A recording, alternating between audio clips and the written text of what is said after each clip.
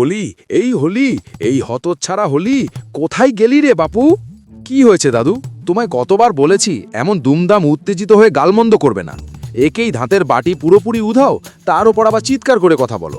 বাপ মায়ের দেওয়া হরিশ্চন্দ্র নামটা আমাদের বাড়িতে এসে প্রথমে হরি হলো, আর গত 5 বছরে দেখি সেই নামটাই তোমার মুখে বদলে গিয়ে হোলি হয়ে গেছে। এত টাকা পয়সা নিয়ে কোথায় যাবে দাদু? বাঁধানো দাঁত লাগিয়ে ফেললেই তো পারতে। তোকে আমায় নিয়ে ভাবতে হবে না মলকট। কি বললে? মলকট? আচ্ছা আচ্ছা, বুঝেছি। ওহ, খালি খুদ ধরতে পারলেই বাঁচে। তা আমার রাম আর শ্যাম কোথায়? ওদের গলার আওয়াজই তো পাচ্ছি না। আচ্ছা দাদু, তোমার ধেড়ে ছাগল দুটোর আর কোনো নাম খুঁজে পেলে না? শেষ পর্যন্ত রাম আর শ্যাম, এ আবার কেমন মিলিয়ে নাম রাখলে? এই দেখ হলি, তুই কিন্তু দিন দিন খুব শয়তান হয়ে যাচ্ছিস। আমার ওপর কথা বলিস কেন রে? আর কতবার বলেছি আমায় তুই দাদু দাদু বলবি না? আরে আমার বয়সটা এমন কি হয়েছে? বেটা বুড়ো বলে কি, বছর 20-র মধ্যে 100 হবে, তাও কিনা বলে বয়স তেমন হয়নি। এই কি বিড়বিড় করে বলছিস রে? কিছু না, তোমার রাম আর শ্যাম কাঁঠাল পাতা চিবোচ্ছে। আমি যাই, ওদিকে বড়বাবু অফিস যাবেন। আরে শোন না, একটা কথা। যা বাবা, চলে গেল। আমিও যাই, তবে বাকি চুলে একটু তেল ঘষে পুকুরঘাটে ডুব দিয়ে আসি। না না, তেল তো কালকেই দিয়েছি, আজ আর দেব না। বাবা, সরিষার তেলের খুব দাম, এত তাড়াতাড়ি শেষ করলে চলে? দেখো কাণ্ড, যে বুড়োর এত টাকা, সেই আবার তেলের দাম নিয়ে এত চিন্তা করছে। ফটিকগঞ্জের বেশিরভাগ জায়গা জুড়েই এখনো গ্রাম্য পরিবেশ। যখন গোটা বাংলা তাল মিলিয়ে বদলে যাচ্ছে, তখন এই একটা এলাকা যেন সময়ের মধ্যে থমকে আছে। না, ঠিক থেমে নেই, বরং ইচ্ছে করেই থামিয়ে রাখা হয়েছে। এলাকার বিশিষ্ট বুড়োদের দাবি, তারা নাকি গ্রামকে বদলাতে দেবে না। গোটা ফটিকগঞ্জে 13টা গ্রামকে সারা জীবন গ্রামই করে রাখতে হবে, এই দাবিতে 7 বছর আগে ভাঙা মন্দিরে গড়ে উঠেছে এক আজব সভা। সেখানে পঞ্চায়েত প্রধান আছেন, আর নিত্যদিন 70 থেকে 90 বছরের সব বুড়োরা মিলে সভা বসান। অবশ্য পঞ্চায়েত প্রধান নিজ গ্রামেও আরেকটা বড় পদ আগলে বসে আছেন। সবাই তাকে সম্মান করে মোড়ল মশাই বলে ডাকে। এবার প্রশ্ন হচ্ছে, এই সভায় আলোচনা হয় কি নিয়ে? আসলে যেসব বিষয় নিয়ে আলোচনা হয়, তা কোনো সুস্থ সবল মানুষের কাছে ভীষণ বিরক্তিকর লাগতে পারে। যেমন ধরুন, কারুর হাড়ে ব্যথা, কারুর বুকে হাঁপ ধরা, কারুর কোমর খুলে যাচ্ছে, আবার কারুর কাশতে গেলেই বুক ধরফর করছে। উহ হরি, আমায় দেখছে না তো? মোড়ল মশাই, যদি একটু ওপারে যেতে পারতাম। রাতে কিছুতেই ঘুম আসে না। শেষ রাতে যদি প্রকৃতির ডাক আপনা থেকেই বেরিয়ে আসে, তখন আমি কি করব বলুন তো? জানেন, আপনার বৌঠান আজকেও মেরেছে। তা আজ কি দিয়ে? ঝাঁটা না নুড়ো? আগে কোনুই দিয়ে হাঁটুতে। ইস, ছি ছি ছি। এই হলো গিয়ে সভাসদদের অবস্থা। এদিকে আমাদের কেষ্টদাদু স্নান করতে পুকুরঘাটে ছুট দিয়েছেন বটে, কিন্তু সত্যিই কি তার ওইভাবে পুকুরঘাটে যাওয়া মানায়? ওই দেখ, নাড়ু বলছে, কিপটে বুড়োর গামছায় আবার একটা নতুন ফুটো হয়েছে। এই কে রে, আমার গামছার ফুটোই উকি মারছে? যত সব হাড়হাবাতের দল। একটু নাইতে যাব, তাতেও শান্তি নেই। কেউ বলে কিপটে দাদু, কেউ বলে ছাগল দাদু, আবার অনেকেই ডাকে জ্যান্ত যক্ষ। হে সূর্যদেব, একটু দেখো ঠাকুর, একটু দেখো। ভগবান কুবেরকে আমার বার্তাটা দিয়ে দিও। উনি তেমন, আরে কি যেন বলে, কৃপা না না, ক্রিস্পা, ধুর, ওটা ক্রি-ই-পা হবে। সূর্যদেব, ক্ষমা করে দিও, উচ্চারণে একটু কষ্ট হয়। সামনের দাঁতগুলো এতদিন খাবার চিবিয়েও শেষে বেইমানি করল। 7 মাসে 7টা দাঁত ঝরঝর করে পড়ে গেল। হোলি তো জানেই, এবার আবার পেছনের গুলো। যাগ্গে, তুমি শুধু বার্তাটা পৌঁছে দিও। কেষ্ট অর্থাৎ অলোকেশ ঘোষ এই গায়ের বেশ অর্থবান মানুষ। পৈতৃক জমি জমা আছে, তাতে সারা বছর দিব্যি চাষবাস হয়। তার সঙ্গে বাপদাদারা এতদিন যা করে গেছেন, তিনিও সেই পথেই আছেন। আর কিছু না, ছাগল নিয়ে ব্যবসা। দুধের ব্যবসা তো আছেই, তার ওপর ছাগলগুলোকে ভালো করে পুষে মোটা তাজা বানিয়ে চড়া দামে বিক্রি করেন। গায়ের 5 জনে কানাঘুষো করে বলে, এই বুড়ো মরলে নাকি গোটা গ্রামকে ঘড়া ঘড়া শান্তি জল দিয়ে ধুতে হবে, কারণ ইহলোকের মায়া এত সহজে ছাড়ার লোক কেষ্ট বুড়ো নন। তবে কে কি বলল তাতে তার কিচ্ছু যায় আসে না। নিজের নীতিতে তিনি ছোড়া বয়স থেকে আজ পর্যন্ত অটল। মাঝে মাঝে রেগে গিয়ে তেতে উঠলেও তা বেশিক্ষণ থাকে না। আসলে যেখানে নিজের স্বার্থ সেখানে দু চারটে গালমন্দ শুনতেও রাজি তিনি। এবার আসা যাক তার দুই ছেলের কথায়। বড় ছেলে, সে 15 কিলোমিটার দূরে ভ্যান রিকশায় চেপে ওকালতি ভবনে যায়। কাজই তার মামলা লড়া। চোর, গুন্ডা, বদমায়েশ যেই হোক, তাদের হয়ে আদালতে দাঁড়িয়ে এমন জোর গলায় যুক্তি দেয় যেন তারা একেবারে নিষ্পাপ। আর কেস জিতলেই কড়কড়ে নোটের গন্ধ শুঁকে তার মুখে আলাদা হাসি ফুটে ওঠে। ছোট ছেলে অবশ্য এসব নিয়ে মাথা ঘামায় না। দাদা কি করছে না করছে তা নিয়ে তার বিশেষ ভাবনা নেই। তবে অনেকেই তার দোকানে এসে দাদার নানা রকম গল্প শুরু করে দেয়। যেমন একদিন, বুঝলে শিবকেশ, তোমার দাদাটা কিন্তু খুব বাজে কাজ করছে। সমাজের যত দুষ্কৃতী পুলিশ ধরাধরি করে হাজতে ভরে, আর তোমার দাদা গিয়ে তাদের শটান ছাড়িয়ে আনে। কেন, কি হয়েছে আবার? এই যে ধরো 5 কুড়ি গায়ের মিঠেল লাঠিয়াল রাগের মাথায় নিজের বউয়ের পিঠে এক ঘা বসিয়েছে। শ্বশুরবাড়ি থেকে মামলা হলো। তারপর কি, ছুটে গেল তোমার দাদার কাছে। ও বাবা, তোমার দাদাকে লক্ষ টাকা দিতেই কেস পুরো উল্টে গেল। মানে মানে যে লাঠি দিয়ে বউকে মেরেছিল সেই লাঠি দিয়েই উল্টে মিঠের লাঠিয়ালকে এমন প্যাটানো হলো যে হাসপাতালে ভর্তি করতে হলো। পুলিশ এসে জবানবন্দি চাইলে সে বলল ওকে নাকি তার শালা বাবুই মেরেছে, কারণ সংসারে বউ নাকি রান্না বান্না করবে না, পা তুলে বসে খাবে। এই নিয়ে কথা কাটাকাটি হতে দাদা বোন মিলে তাকে ফাঁসিয়েছে। বউ নিজেই নিজেকে আঘাত করে পুলিশের কাছে নালিশ করেছে। ব্যাস, এতেই মোড় ঘুরে গেল। শেষে মিঠেল লাঠিয়াল 2 লক্ষ টাকার বিনিময়ে বউ আর শালার বিরুদ্ধে পাল্টা মামলা তুলে নিল। ফলে কোর্টের দরজায় পৌঁছানোর আগেই দারুণ মীমাংসা। ওই শালা টাকা দিয়ে বোনের সঙ্গেও সম্পর্ক ছিন্ন করল, আর লাঠিয়াল যেন আকাশের চাঁদ পেয়ে গেল। এখন বউকে উঠতে বললে ওঠে, বসতে বললে বসে। বলি, জহর কাকা, তোমার কি সকালবেলা নিন্দে করা ছাড়া আর কোনো কাজ নেই? দাদা কি করছে না করছে তা নিয়ে আমি কি করব? চাল কিনতে এলে কিনো, না হলে দোকানের সামনে থেকে সরে দাঁড়াও, অনেক খদ্দের অপেক্ষা করছে। আরে না না বাবা, চাল নিতেই তো এসেছি। তুই হলে কেষ্টর আসল ছেলে, তোর মতো সৎ ছেলে গোটা ফটিকগঞ্জ খুঁজলেও পাওয়া যাবে না। এক কাজ কর, আমায় 10 কেজি লোকাল চাষের চাল দে তো। হ্যাঁ, দিচ্ছি এখনই। পুলকেশ সরকার বাড়ির ছোট ছেলে হিসেবে খারাপ নয়, কারণ নিন্দে করা সে একদম পছন্দ করে না। একাই দোকানে চাল ডালের ব্যবসা সামলায়, তার দোকানের জিনিসপত্র বেশ ভালো, স্বাদেও ঠিক, দামেও মোটামুটি সঠিক। তাই লোকে বলে ছেলেটা খুব সৎ। তবে সত্যিই কি তাই? মানে 10 কেজি চাল ওজন করতে গিয়ে যদি 500 গ্রামও কম পড়ে তবু কেউ ধরতেই পারে না। দাড়িপাল্লায় এমন কায়দা করে কারসাজি বসিয়েছে যে গত 10 বছরেও কেউ তার চালাকি ধরতে পারেনি। অন্যদিকে কেষ্টদাদু স্নান সেরে উঠোনে ঢুকতেই বড় ছেলের সঙ্গে দেখা। বড় খোকা, তা চললি নাকি? হ্যাঁ, এই বেরোবো। তবে একটা কথা বলি, তুমি এই গামছাটা কবে ব্যবহার করা ছাড়বে বলো তো? জায়গায় জায়গায় তো ছিঁড়ে গেছে, নেহাতা সামনের দিকটুকু কোনো মতে আছে। ওহো, তো নজরটা কিন্তু খুব খারাপ। বাড়িতে তোমার দুটো বৌমা আছে, ওদের কথাও ভাববে না? ফুচকে আর বুলটি তো প্রায়ই তোমার নামে নালিশ করে, বলে তোমার জন্য নাকি স্কুলে সবাই ওদের খ্যাপায়। সবাই বলে কিপটে দাদুর নাতি নাতনি এসেছে, বোধহয় সাবান টাবান না মেখেই স্নান করে। এভাবে আর কতদিন চলবে বলো তো? যতদিন না বলো হরি হচ্ছে ততদিন। মানে?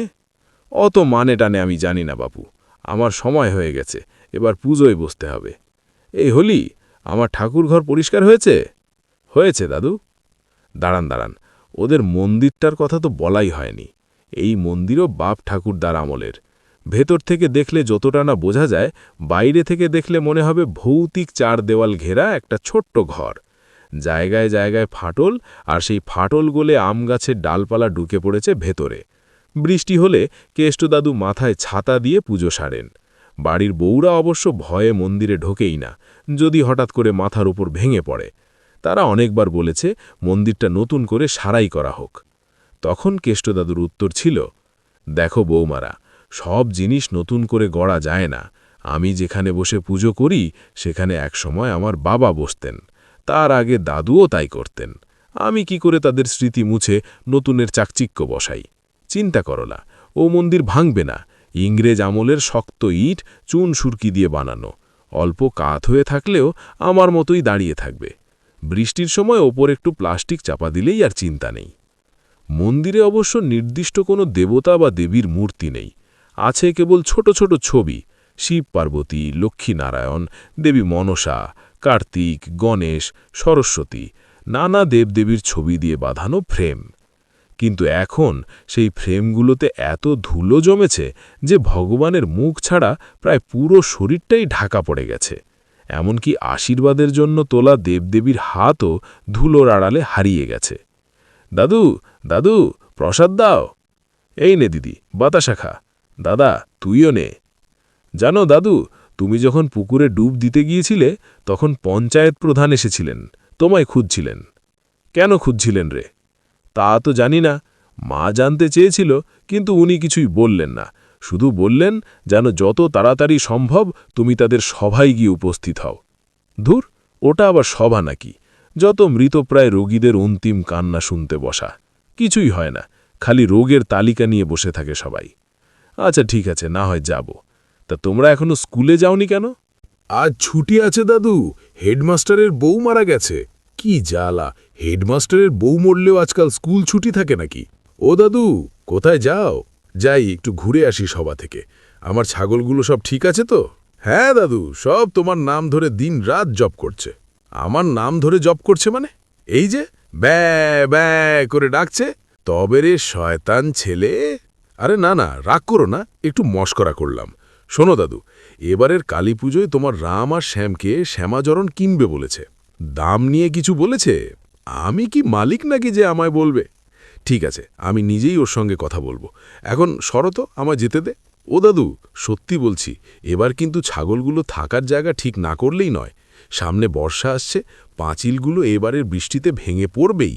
কি বলিস, এ বছরটা বেঁকে টেকে হলেও দাঁড়িয়ে থাকবে না? না, থাকবে না। তোমার ছাগল আর নিরাপদে নেই। বাইরে থেকে ওই বেঁকে যাওয়া পাঁচিল টোপকে যে কেউ ঢুকে পড়তে পারে।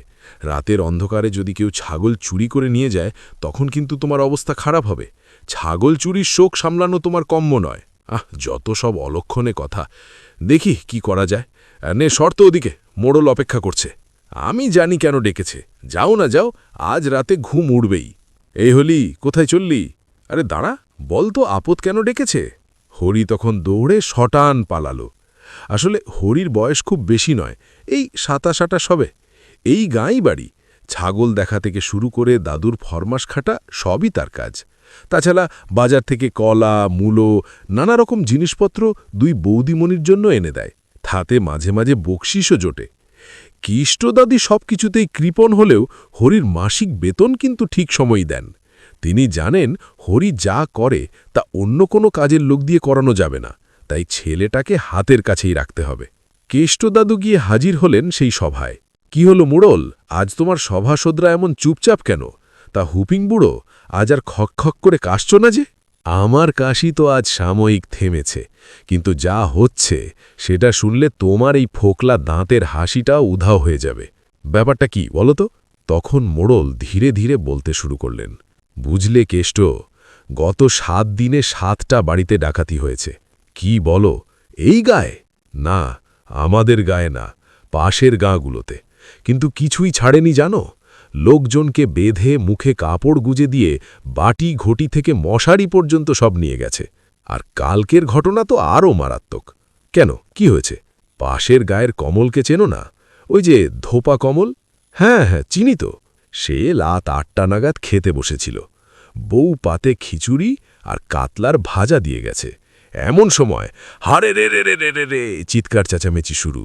চারদিকের মানুষ ভয়ে লণ্ঠনের আলো নিভিয়ে যার যার ঘরে দরজা আটকে বসে থাকে। কমলের তো ভয়ে আত্মা প্রায় দেহ ছাড়তে যাচ্ছিল, কিন্তু কোনো মতে নিজেকে সামলে রাখে।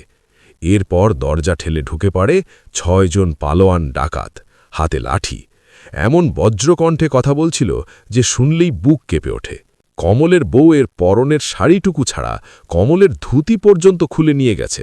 তারপর কমলের ওই দুটো গাধার পিঠে সব লুট করা মালপত্র পুটলি করে তুলে নিয়ে গেছে। আর জানো কি, দলের সর্দার আর ২ জন লোক যতক্ষণ লুটপাট চলছিল ততক্ষণ পা তুলে বসে খিচুড়ি আর ভাজা মাছ খাচ্ছিল, যেন নিজের বাড়ির খাওয়া। ভাবতে পারছো কি আস্পর্ধা? কেষ্ট দাদু আতকে উঠলেন। ও বাবা, ডাকাত! ডাকাত এলো কোথা থেকে? সব তো ঠিক হয়ে গিয়েছিল। যে ডাকাতগুলো জঙ্গলে ডেরা বানিয়ে থাকতো তাদের তো ধরা হয়েছিল, দারোগা ধরে নিয়ে গিয়েছিল। তোমার মুখেই তো শুনেছিলাম সবাই নাকি 12 বছর জেল খাটছে। এখনও তো 12 বছর হয়নি। কিছুক্ষণ চুপ করে থেকে তিনি আবার বললেন, আচ্ছা, এই ডাকাত দল কি তাদেরই বংশধর নাকি? মোড়ল মাথা নেড়ে বললেন, না, যাদের সাজা হয়েছিল তারা এখনো জেলেই আছে, শুধু তাদের সর্দারটা পালিয়েছে। সর্দার? হ্যাঁ, তার নাম পান্নালাল। পান্নালাল নামটা শুনতেই কেষ্টদাদুর 2 হাঁটু থরথর করে কাঁপতে লাগল। ফোকলা মুখ শুকিয়ে গেল, জিভ বেরিয়ে এসে শুকনো ঠোঁট ভিজিয়ে নিল, যেন কথা বলার শক্তিও হারিয়ে ফেলেছেন। হাত পা কেমন অসাড় হয়ে যাচ্ছে। এই বসো বসো কেষ্ট, আর একটু দাঁড়িয়ে থাকলে তো এখানেই অজ্ঞান হয়ে পড়বে। কেষ্টদাদু বসে পড়লেন ঠিকই, কিন্তু তার অস্থিরতা ক্রমেই বাড়তে লাগল। এদিক ওদিক তাকান আর টাকের ওপর যে কটা চুল আছে তাতে হাত বুলিয়ে যান। তারপর কাঁপায় গলায় বললেন, এখন কি হবে মোড়ল? হোলি ব্যাটা সব জানত, তবু আমায় কিচ্ছু বলল না। আগে জানলে আমি বাড়ি থেকেই বেরোতাম না। মোড়ল অবাক হয়ে বললেন, তোমার কি হয়েছে? বিড়বিড় করে কি বলছো?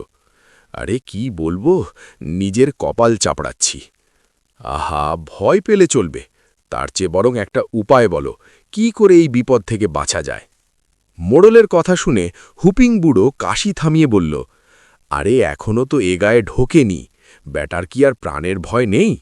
আগেরবার যেমন গণপিটুনি খেয়ে ধরা পড়েছিল, তাতে আর এ গায়ে পা রাখার সাহস পাবে না। মোড়ল মাথা নেড়ে বললেন, কিন্তু ভুলে যেও না হুপিং খুড়ো, যাওয়ার সময় সে কি বলেছিল। কে কি বলেছিল তা মনে করতে গেলে 7 বছর পেছনে যেতে হবে।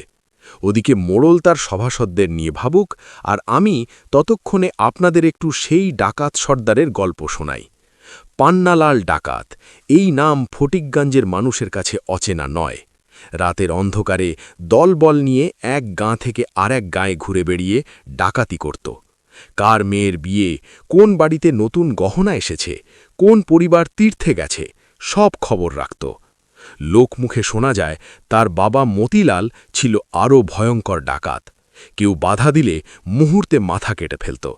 সুন্দরী মেয়েদের তুলে নিয়ে গিয়ে দাসী বানিয়ে রাখত। প্রতিদিন দেবীর পায়ে জোড়া পাঠা বলি দিত। সেই ভয়ে একসময় গ্রামের মানুষ ছাগল পালনই বন্ধ করে দিয়েছিল। অনেক দিন বলি না পেয়ে মতিলাল নাকি উন্মাদ হয়ে পড়ে। পরে একদিন পচা পানা পুকুরে তার ভাসমান মৃতদেহ পাওয়া যায়। তখনও পান্নালাল বাবার পথ ধরেনি, গ্রামের স্কুলেই পড়াশোনা করত। স্কুলের প্রধান শিক্ষক মতিলালকে খুব ভয় পেতেন। মনে না চাইলেও প্রাণের ভয়ে ডাকাতের ছেলেকে স্কুলে পড়ার অনুমতি দিয়েছিলেন। কিন্তু যেদিন শুনলেন মতিলাল মারা গেছে, সেদিন থেকেই পান্নালালের জীবনে অন্ধকার নেমে এলো। স্কুলের দরজা তার জন্য বন্ধ হয়ে গেল। সবাই তাকে তাড়িয়ে দিতে লাগল। ডাকাতের ছেলে হয়ে ভদ্রলোক সাজার শখ, এই বলে গালমন্দ করত। তারপর থেকেই রাগে ক্ষোভে পান্নালাল বাবার পথই বেছে নেয়। সে নিজেই বলতো, চুরি না করেই যখন চোরের তকমা জুটেছে, তখন সত্যি সত্যি চোর হয়ে সেই মুকুট মাথায় তুলি। তারপর থেকে দিনে দুপুরে হাটে বাজারে নতুন শক্ত সমর্থ দল গড়ে তুলে হানা দিতে শুরু করল। এমন সবল ডাকাতের দল দেখে অনেকে ভয়ে ধুতি পর্যন্ত ভিজিয়ে ফেলত।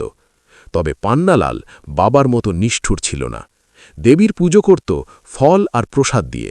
ডাকাতি করতে গিয়ে প্রয়োজন হলে আহত করত, কিন্তু অকারণে কাউকে হত্যা করত না। হয়তো একটু লেখাপড়া জানত বলেই মানুষ মারার পক্ষপাতী ছিল না।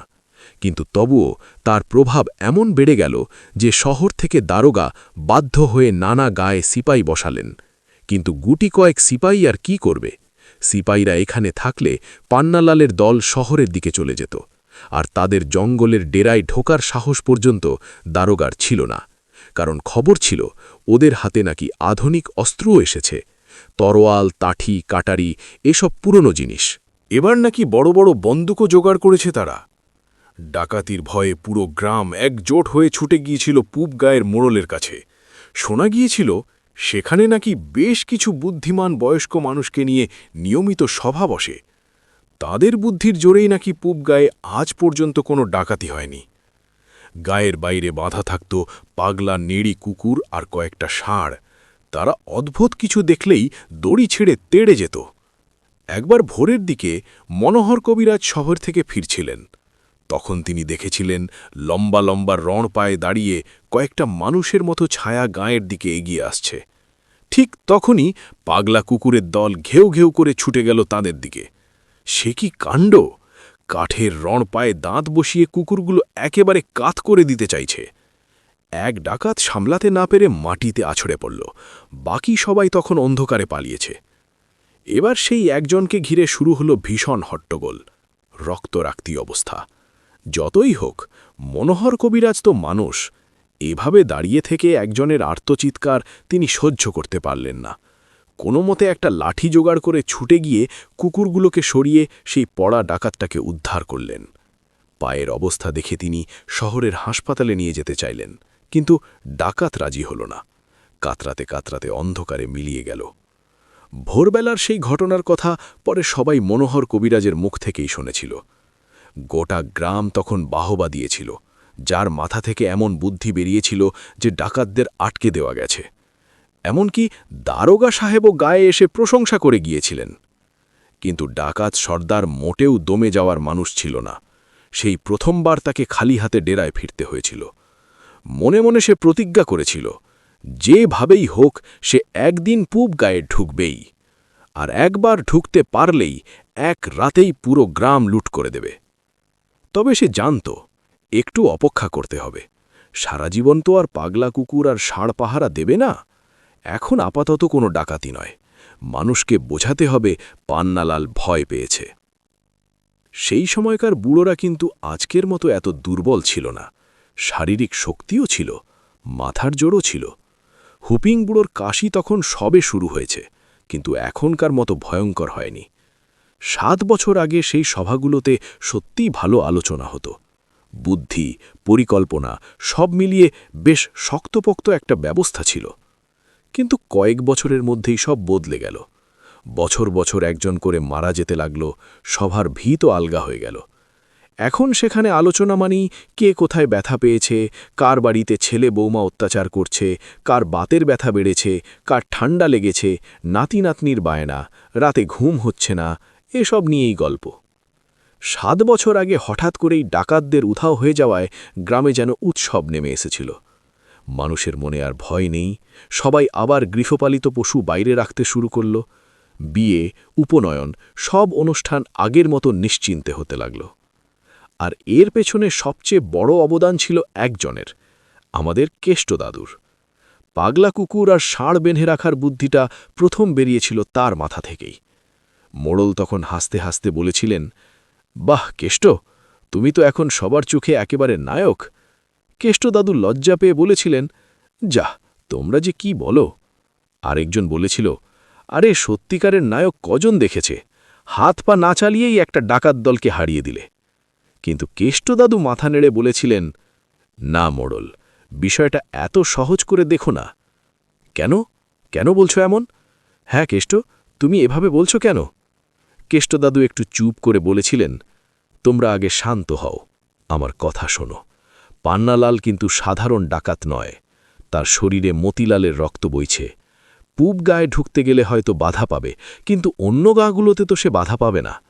তাহলে প্রশ্ন হচ্ছে, গত 3 মাস ধরে সে কোথায় গেল? জঙ্গলেও নাকি তাদের দেখা যাচ্ছে না। শুধু কুকুরের ভয়ে এত বড় শক্ত সমর্থ ডাকাত দল কি সত্যিই ডাকাতি ছেড়ে দেবে? সবাই তখন চুপ। কেষ্ট দাদু আবার বললেন, না মোড়ল, আমার মনে হচ্ছে পান্নালাল গা ঢাকা দিয়ে কোনো বড় মতলব বাড়ছে, সুযোগের অপেক্ষা করছে। সুযোগ পেলেই বন্দুক নিয়ে ঝাঁপিয়ে পড়বে। ভাবতো, একটা গুলি, একটা কুকুর, 12টা গুলি মানে 12টা কুকুর শেষ। তখন আমাদের বাঁচাবে কে? কেষ্ট দাদুর কথা শুনে সভার সবাই চিন্তায় পড়ে গেল। এভাবে কেউ ভাবেই দেখিনি। সবাই যখন ডাকাত ভয় কাটার আনন্দে মেতেছিল, তখন একমাত্র কেষ্টই বিষয়টার গভীরে ভেবে চলেছিল। মোড়ল তখন গম্ভীর হয়ে বললেন, আমি প্রায় নিশ্চিত কেষ্ট তুমি ঠিকই আন্দাজ করেছ। সুযোগ পেলেই সে হঠাৎ আক্রমণ করবে। আমাদের উচিত কবিরাজের বানানো ওষুধ খাইয়ে আরও কিছু রাস্তার কুকুরকে পাগলা বানিয়ে রাখা। সংখ্যা বেশি হলে ওরা সাহস পাবে না। কেষ্টদাদু তখন হেসে বলেছিলেন, আমার তো মনে হয় এবার তোমাকেই পাগল বানিয়ে গায়ের বাইরে ছেড়ে দিতে হবে। মোড়ল, তুমি এত বোকা কেন? সবার সামনে এমন কথা শুনে মোড়লের গা একটু জ্বলে উঠেছিল বটে, তবু তিনি রাগ চেপে চুপ করে রইলেন। কেষ্টদাদু তখন শান্ত গলায় বললেন, আহা, রাগ করো না। ভাবো তো, তুমি যদি 100 পাগলা কুকুরও রাখো তবুও তাদের আটকাতে পারবে না, কারণ ওদের হাতে এখন বন্দুক। কতক্ষণ লাগবে কুকুরগুলোকে মাটিতে ফেলে দিতে? গোটা সভায় তখন হইচই পড়ে গেল। হ্যাঁ হ্যাঁ, ঠিকই কইছে, একদম হক কথা। এরপর সবাই একসাথে প্রশ্ন ছুড়ে দিল, এখন কি করা উচিত? কি করলে বাঁচা যাবে? সব প্রশ্ন গিয়ে পড়ল মোড়লের ঘাড়ে। মোড়ল একটু বিরক্ত হয়ে বললেন, আরে আমি কি করে জানব? আমি তো বোকা শোকা মানুষ। ওই যে বুদ্ধিধর বসে আছে, ওকেই না হয় জিজ্ঞেস করো। সবাই একসাথে কেষ্টদাদুর দিকে তাকালো। কি হলো কেষ্ট, এখন চুপ করে আছো কেন? আরে দাঁড়াও দাঁড়াও, একটু তো ভাববার সময় দাও। যা ভাবার এখানেই বসে ভাবো। গায়ের মানুষ অনেক দিন পর চিন্তামুক্ত হয়ে থাকতে শুরু করেছে। তোমার কথাগুলো যদি সবার কানে পৌঁছে যায়, তার আগেই একটা পথ বের করতে হবে। মোড়ল রাগে বললেন, ওই বজ্জাত পান্নালাল আর তার দল যদি একবার হাতের নাগালে পেতাম, তবে এমন শায়েস্তা করতাম। কি বললে মোড়ল? মোড়ল চমকে উঠলেন। কেন, আবার কি বললাম? এইমাত্র কি বললে? বললাম যদি ডাকাতগুলো হাতের নাগালে পেতাম তবে আচ্ছা করে শায়েস্তা করতাম। কেষ্টদাদুর চোখ চকচক করে উঠল। হ্যাঁ, একদম ঠিক, শায়েস্তা করতে হবে। শোনো সবাই, আমার মাথায় একেবারে জবরদস্ত বুদ্ধি এসেছে। এমন ফাঁদ পাতব যে পান্নালাল নিজে থেকেই টপ গিলতে বাধ্য হবে। একজন অবাক হয়ে বলল, কেন, পান্নালাল কি জলে থাকে নাকি? কেষ্টদাদু হাত নেড়ে বললেন, ওহ, সেটা কথার কথা। শোনো মোড়ল, তোমার মেয়ের বিয়েটা এবার লাগিয়েই দাও। অনেকদিন পাত পেড়ে খাওয়া হয়নি, বয়স তো আর কম নয়। এরকম বিয়ের ভোজ আর কবে খেতে পারবো কে জানে। তাই দাঁতের পাটি আলগা হওয়ার আগে কচি পাঠার স্বাদটা উপভোগ করতে চাই। মোড়ল প্রায় লাফিয়ে উঠলেন। কেষ্ট, তোমার মাথা খারাপ হয়েছে নাকি? আমার মেয়ের তো এখনো বিয়ের বয়সই হয়নি। সে বলেছে 2 বছর পরে শহরে গিয়ে কলেজে ভর্তি হবে, পড়াশোনা শেষ করে তবেই বিয়ে করবে। আর তুমি কিনা ডাকাত ধরার কথা বলতে গিয়ে আমার মেয়ের বিয়ে নিয়ে পড়লে? এই তোমার বুদ্ধি, আর এটাই তোমার ফাঁদ? কেষ্টদাদু শান্ত গলায় বললেন, সময় হয়েছে তোমাদের আমার পুরো পরিকল্পনাটা বলার। এসো, সবাই একটু কাছে এসো, এসব কথা জোরে বলা যায় না। ওদিকে জঙ্গলের ভেতর ভাঙা এক বড় মন্দিরে বসে আছে পান্নালাল আর তার দল। একজন বলল, সর্দার, আমাদের গায়ে তো মোর্চে ধরতে শুরু করেছে। কত দিন হয়ে গেল কোনো লুটপাট নেই। এভাবে চললে নিজেদের ডাকাত বলতে লজ্জা করবে। পান্নালাল হেসে বলল, আহ, এত লজ্জা কোথা থেকে আসে শুনি? খাওয়া দাওয়ায় তো কোনো কষ্ট হচ্ছে না। আমি এখানে চুপ করে বসে আছি বলে ভাবিস না ডাকাতি ভুলে গেছি। বড় কিছু করতে গেলে মাঝে মাঝে শান্ত থাকতে হয়। সে একটু থেমে বলল, শোন, একটা বড় সুযোগ সামনে আসছে। বাতাসেই আমি শুভ অনুষ্ঠানের গন্ধ পাচ্ছি। তার চোখ লাল হয়ে উঠল। ওই পূব গায়ের লোকজন আমাকে নিয়ে হাসাহাসি করেছে। পুকুর ঘাটে মেয়ে মানুষরা গল্প করেছে। ছোট ছোট ছেলে পুলে পর্যন্ত এখন আর আমার নাম শুনে ভয় পায় না। পান্নালাল নাকি এখন তুচ্ছ ডাকাত। এই অপমানের বদলা আমি নেবই। ওই গায়ের কাউকে ছাড়ব না। ঠিক তখনই লকারি দৌড়ে এসে বলল, সর্দার, একটা জবর খবর আছে। আমি গুপ্ত খবর পেলাম। যা সেদিন বলেছিলাম তা একেবারে সত্যি। পান্নালাল চোখ কুচকে বলল, তুই ঠিক বলছিস তো? কোথাও ভুল নেই তো? না সর্দার, শতভাগ সত্যি। তা বল, কবে হচ্ছে মোড়লের মেয়ের বিয়ে? 1 মাঘ। শুনেছি মেয়েকে গা ভর্তি গয়না দিয়ে সাজাবে। 4 জন স্যাকরা দিয়ে গয়না বানানো হচ্ছে। দামি কাপড়, নতুন পালঙ্ক সবই দেবে। আর পণ হিসেবে 50,000 টাকা নগদ। পান্নালাল দাঁত বের করে হেসে উঠল। কি বলিস, একেবারে 50,000 নগদ? আমি তো আগেই বলেছিলাম, বাতাসে শুভ অনুষ্ঠানের গন্ধ পাচ্ছি। না, এই সুযোগ হাতছাড়া করা যাবে না। মা নিজেই যেন সুযোগ এনে দিয়েছেন। সে আবার জিজ্ঞেস করল, আচ্ছা লকাই, ওই বিয়েতে দারোগা থাকবে না? না সর্দার, একই দিনে দারোগার ভগ্নিপতির মেয়ের বিয়ে, তাই তিনি থাকতে পারবেন না। শুধু 2 জন সেপাই পাঠাবেন, আর পাহারায় থাকবে 5 জন লাঠিয়াল আর গাঁয়ের 10 জন তরুণ। পান্নালাল হেসে উঠল। ওরে, লোকে ঠিকই বলে, মোড়ল যে কত বড় বোকার স্বর্গে থাকে আজ বুঝলাম। শেষে কিনা কয়েকটা পুচকে লাঠিয়াল আর 2 সেপাই নিয়ে মেয়ের বিয়ে দিচ্ছে। তার চোখে আগুন জ্বলে উঠল। না, আর নয়, এবার অপমানের বদলা নেব। তোরা সবাই শোন, আজ থেকেই প্রস্তুতি শুরু কর। লাঠিতে তেল দে, বন্দুকের নল পরিষ্কার কর, খুব তাড়াতাড়ি আমাদের বেরোতে হবে। লকাই একটু থেমে বলল, সর্দার, আর একটা খবর আছে। কি খবর? জেনেছি পূব গায়ে পাগলা কুকুর আর ষাঁড় বেঁধে রাখার বুদ্ধিটা কার মাথা থেকে বেরিয়েছিল। পান্নালালের চোখ চলে উঠল। জানতে পেরেছিস? কি নাম তার? লকাই বলল, সর্দার, সে একেবারে সাধারণ বুড়ো মানুষ, মোড়লের সভায় বসে গল্পগুজব করে। শহরে কোর্টে যে পুলকের সরকার ওকালতি করে, সে তারই বাবা। পান্নালাল দাঁত চেপে বলল, ও, পুলকেশের বাবা, তার মানে সেই কৃপণ কেষ্ট বুড়ো। তার মুখে হিংস্র হাসি ফুটে উঠল। ভালো, খুব ভালো। এবার তোরা প্রথমবার দেখবি আমার হাতে কেমন করে কেউ মারা পড়ে। ওই বুড়ো নিশ্চয়ই বিয়েতে থাকবে। আমার বাপের তরোয়াল দিয়েই তার মাথার ধড় থেকে আলাদা করব। সে গর্জে উঠল। আর সেই মাথাটা বিয়ের মণ্ডপের চূড়ায় গেথে রেখে আসব। আবার সবাই ভয় পেতে শুরু করবে ডাকাত পান্নালালকে।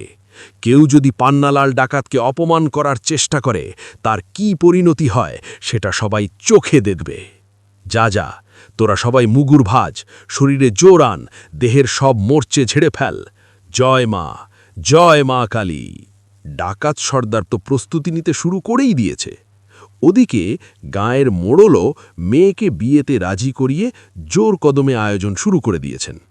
মাঝে মধ্যে তিনি কেষ্টবুড়োর বাড়িতে গিয়ে পরামর্শ নিয়ে আসেন। কেষ্ট যেমন বলে, মোড়ল তেমনই করে চলেন। একদিন এসে বললেন, বলি কেষ্ট, আর তো 3 দিন বাকি।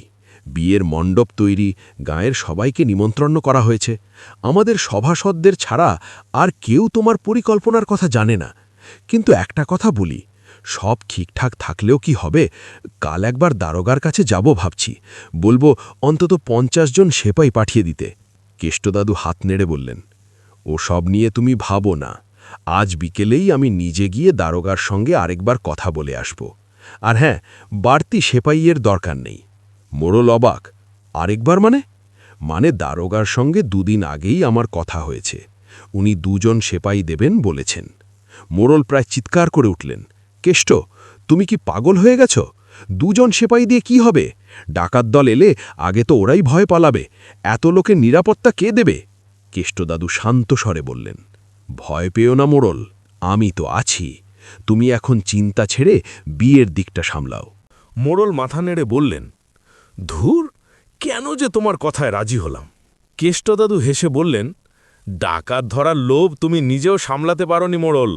রাজনীতির দিক দিয়ে নিজের লাভটাও দেখেছো বলেই তো রাজি হয়েছ। যাগ্গে, আমার এখন অনেক কাজ, তুমি যাও। আর হ্যাঁ, কোনোভাবেই বোঝা যাবে না যে এটা ফাঁদ। একেবারে সত্যিকারের কন্যাদায়গ্রস্ত বাবার মতো আচরণ করবে। মোড়ল চলে গেলে কেষ্টদাদু একা একা হেসে উঠলেন। ওরে পাষণ্ড ডাকাত, ঘুঘু দেখেছিস, এবার ঘুঘুর ফাঁদ দেখবি। আমার পাতা ফাঁদে তোকে ধরা দিতেই হবে। কিন্তু ভাগ্যের পরিহাস। পরদিন সভায় বসে হঠাৎই কাণ্ড ঘটল। একজন বলল, ওহে মোড়ল মশাই, আমাদের কেষ্ট যে ধুতি ভিজিয়ে ফেলেছে। সে কি কেষ্ট, তোমার শরীর খারাপ লাগছে নাকি? কেষ্টদাদু কাঁপা গলায় বললেন, আর শরীর খারাপ? আমার শরীর যে আছে সেটাই তো মনে হচ্ছে না। এখন কি করব মোড়ল? তখন গায়ের মানুষকে বাঁচাতে যা করেছিলাম, ভাবিনি এমন দিন দেখতে হবে। না, আর বুঝি বাঁচা হলো না। আজ নয়তো কাল আমার দেহ টুকরো টুকরো হয়ে যাবে। বলো তো মোড়ল, তরোয়ালের আঘাতে মরলে বেশি কষ্ট হয় না বন্দুকের গুলিতে? মোড়ল হচক্কিয়ে গেলেন। আরে এ কি বলছো? আমি তো একটু মজা করছিলাম, ভয় দেখাচ্ছিলাম মাত্র। তারপর চারদিকে তাকিয়ে চিৎকার করে বললেন, এই, তোরা কেউ গিয়ে গায়ের ছেলেদের ডাক, কেষ্টকে বাড়ি পৌঁছে দিতে হবে। ওর অবস্থা ভালো নয়, একা যেতে পারবে না। কেষ্টদাদু তখন বিড়বিড় করতে শুরু করেছেন, ও গিন্নি, আমি আসছি গো, তুমি একটু জায়গা রেখো। মোড়ল মাথায় হাত দিয়ে বললেন, এই তো ভুল বকতে শুরু করেছে। দাঁড়িয়ে দাঁড়িয়ে কি দেখছিস? পাঁজা কলা নিয়ে চল। কেষ্টদাদুর তখন আর স্বাভাবিক জ্ঞান নেই। যখন তিনি কেষ্ট বুড়ো ছিলেন তখন মাথার বুদ্ধিতে অনেক অসম্ভব কাজ করে দেখিয়েছেন। কিন্তু সময় বদলেছে। বুড়ো থেকে এখন দাদু হয়েছেন। শরীরে আর জোর নেই, মাথার সূক্ষ্ম বুদ্ধিও আগের মতো কাজ করে না। হঠাৎ এমন এক ভয় তাকে গ্রাস করেছে যে কেউ আর সেখান থেকে তাকে বের করতে পারছে না। কখনো তিনি বলছেন, ওরে তোরা একবার গায়ের পুরোহিতকে জিজ্ঞেস করে আয়, তরোয়ালের কোপে মরলে কি আত্মা মুক্তি পায়? যদি না পায় তবে কি অশরীরী হয়ে ঘুরে বেড়াতে হয়? না বাবা, না, আমি তা পারব না। আবার হঠাৎ চুপ হয়ে গিয়ে হাহাকার করে উঠছেন, হে যমরাজ, আমায় বলে যাও কবে তোমার দূতরা এসে নিয়ে যাবে, জানলে অন্তত প্রস্তুত হতে পারতাম। এভাবে তাকে বাড়িতে এনে শোয়ানো হলো। একজন দৌড়ে গেল কেষ্টদাদুর ছোট ছেলেকে খবর দিতে। বাড়ির দুই বৌমা তখন রান্নাঘর থেকে হাতা খুন্তি ফেলে ছুটে এসে কান্না জুয়ে দিল। এ কি হলো ঠাকুর, বাবা গো, এমন করে চলে যাচ্ছ কেন? যাওয়ার আগে অন্তত গয়নাগাটির ভাগটা বুঝিয়ে দাও বাবা, একটু নিঃশ্বাস ধরে রাখো, তোমার বড় ছেলে এখনো আসেনি। ঠিক তখনই হরি চেঁচিয়ে উঠল, আরে ধুর, এসব কি হচ্ছে? বড় বৌদি, ছোট বৌদি, সামনে থেকে সরত। দাদু শুধু জলই ছাড়েনি, সঙ্গে হলুদও করে ফেলেছে। ঠিক আছে, তোমরা আগে খাটে শুইয়ে দাও, আমি ধীরে ধীরে দাদুর কাপড় বদলে দেব। কেষ্ট দাদু চোখ কুঁচকে বললেন, ও হলি, আমায় খাটে নয়, সিন্ধুকে ঢুকিয়ে তালা মেরে বন্ধ করে রাখ। শুধু একটা ছোট্ট ফুঁটো রাখবি, না হলে দম না পেয়ে আগেই মরে যাব। গোটা গ্রাম যখন অন্ধকারে ডিবে, তখন মোড়ল বাড়ির সামনে যেন আলোর মেলা। ঝাঁ চকচকে বৈদ্যুতিক বাতির আলোয় রাতও যেন দিন হয়ে গেছে। মনে হচ্ছে সূর্য আজ ছুটি নেয়নি, রাতেও তার ডিউটি পড়েছে মোড়লের বাড়িতে। এত আলো যে রাতেও পাওয়া যায় তা গ্রামের অর্ধেক মানুষ আগে কোনোদিন দেখেনি। তাই সবার চোখ প্রায় ভূতের মতো বড় বড় হয়ে আছে। এক নাগারে সানাই বাজছে, প্যান্ডেল জুড়ে লোকের ভিড়, যেদিকে তাকাও শুধু মানুষ আর মানুষ। বাতাসে মিষ্টির গন্ধ, তার সঙ্গে কচি পাটার ঝোলের এমন লোভনীয় সুবাস যে মনে হয় সবাইকে ডাকছে, আর দূরে কেন, এসো এসো, আগে খেয়ে যাও। অনেকেই মনে মনে বলছে, মেয়েকে আশীর্বাদ করা থাক, বিয়ে দেখা থাক, আগে একটু খেয়ে নিই। এই ভাবনা নিয়েই গ্রামবাসীরা ছুটে যাচ্ছে সেই জায়গায় যেখানে পাত পেড়ে খাওয়ার জন্য বেতের মাডুর বিছানো। কেউ একজন জিজ্ঞেস করল, আচ্ছা বরপক্ষ এখনো এলো না কেন? আরেকজন বলল, কে জানে বাপু, মোড়ল বলছিল লগ্ন নাকি রাত 2টোয়, তাই বরপক্ষ দেরি করে আসবে। এই যে জীবনে শুনিনি, লগ্ন যখনই হোক বরপক্ষ তো সন্ধে নামতেই আসে। আরে সময় বদলাচ্ছে ভাই, এখন আর কেউ তাড়াতাড়ি আসে না। আরেকজন হেসে বলল, যাগ্গে, কচি পাঠাটা কেমন খেলেন তোমরা? আর ওই বড় বড় রসগোল্লা, আমি তো 10টা মেরে দিয়েছি। আরেকজন বলল, দইটা খেলেন না নাকি? এমন ঘন দুধেল দই জীবনে খাইনি। বলতে হবে মোড়ল খরচাটা ভালোই করেছে। তা ঠিক, বারবার বলে দিয়েছে মেয়েকে আশীর্বাদ ছাড়া কেউ যেন কোনো উপহার না আনে। হ্যাঁ, মোড়ল মানুষটা ভালো, জানে আমরা সবাই কৃষক পরিবার, দামি উপহার দেওয়ার ক্ষমতা নেই, তাই সবাই যেন একদিন পেট ভরে আনন্দ করে খেতে পারে, এইটুকুই চেয়েছে। একজন বলল, চলো এবার মেয়েকে আশীর্বাদ করে আসি। আরেকজন বলল, হ্যাঁ, আশীর্বাদ করে বসে থাকব, বরকে না দেখে কিন্তু আমি যাচ্ছি না, যদি আবার খিদে পায় তখন আবার ঢুকে পড়ব। সবাই হেসে বলল, হ্যাঁ হ্যাঁ, তাই হবে। এভাবেই গ্রামের লোকজন নিজেদের মতো পরিকল্পনা করে ফেলল। এদিকে অন্যদিকে বন্ধ দরজার ভেতরে গোপনে সভা বসেছে। মোড়ল অস্থির হয়ে বললেন, ওহে কিষ্ট, এখনো এলো না কেন? কেষ্টদাদু অবাক হয়ে বললেন, কারা এলো না? মোড়ল ফিসফিস করে বললেন, আরে ডাকাত দল। কেষ্টদাদু হেসে বললেন, বাহ, এই প্রথম দেখলাম বিয়ের বাড়িতে মেয়ের বাবা বর লয় ডাকাতের জন্য অপেক্ষা করছে। মোড়ল বিরক্ত হয়ে বললেন, তুমি তো বলেছিলে সন্ধ্যের মধ্যেই আসবে, যখন গায়ে লোকজনের ভিড় বাড়বে তখনই হামলা করবে। কই, এখন তো সবাই খেতে বসে হাড় চিবোচ্ছে, তবু ডাকাত দলের টিকিটিও দেখা গেল না। ঠিক তখনই দরজায় টোকা পড়ল। মোড়ল দরজা খুলে দেখলেন তার গিন্নি দাঁড়িয়ে। কি হয়েছে? গিন্নি উদ্বিগ্ন হয়ে বললেন, সবাই জিজ্ঞেস করছে বরপক্ষ কখন আসবে, আমি আর কি বলবো বুঝতে পারছি না। কিষ্ট, এবার কি হবে? আমার তো সম্মানই গেল।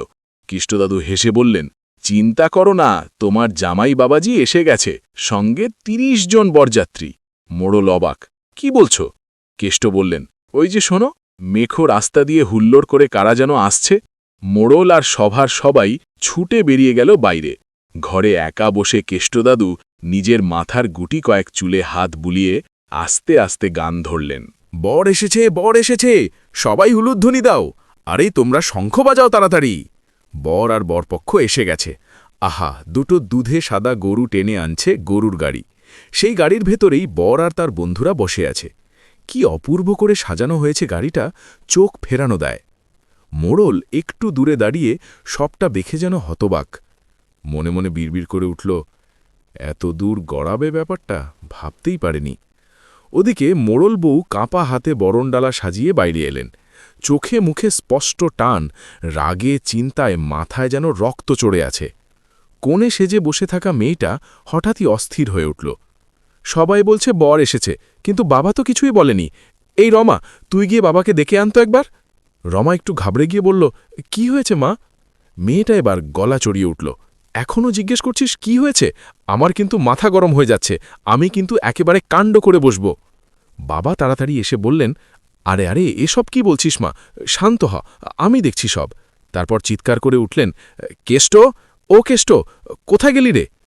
এদিকে গ্রামের লোকজন নিজেদের মধ্যে চাপা গলায় নানা কথা বলাবলি করছে। শেষমেশ পাশের গায়ের মনিহরের বড় ছেলে নাকি? শুনেছি ছেলেটার নাকি সব ঠিকঠাক নয়। আরে অনেকে তো বলেছে রাতে নেশা করে দুলতে দুলতে বাড়ি ফেরে।